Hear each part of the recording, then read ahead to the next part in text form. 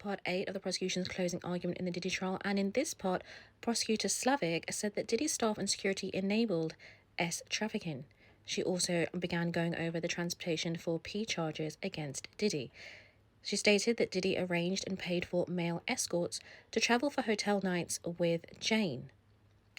She also stated that none other than Christina Karam, Diddy's ex-chief of staff, knowingly arranged Wild King nights, cash, and escorts.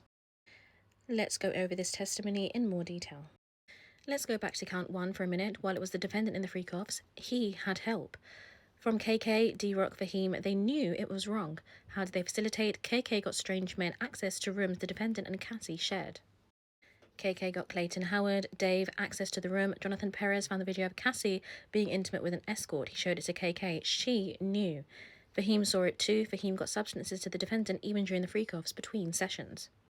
She stated, just like with everything else, he did not do it alone. He needed help getting substances for the freak-offs, getting cash to pay the escorts, and he needed help keeping Cassie and Jane in line. For those things, he again turned to his most loyal lieutenants. On February 18th, 2024, after Jane told KK, KK still sent stuff for Wild King nights. D-Rock iced Cassie's black eyes. It would be absurd to think D-Rock didn't know what they were doing. Of course he knew. I expect the defense will say they didn't know. David James saw a stranger, Deontay Nash saw one, Jonathan Perez saw video of Jane being intimate with another man while the defendant watched. Interstate travel for P, the defendant paid escorts, he caused the travel, he sometimes booked it. The transportation counts do not require force, fraud, or coercion. Even if all consented, we know that's not true. It is still a crime. It's just knowing transportation with the intent the individual engage in P. For count 3, freak-offs involving Cassie, the escort's travel was often booked by travel agents. She remembered Dave Clayton Howard. He would travel from NY to Miami or LA. Another escort travelled to Ibiza, GX1402.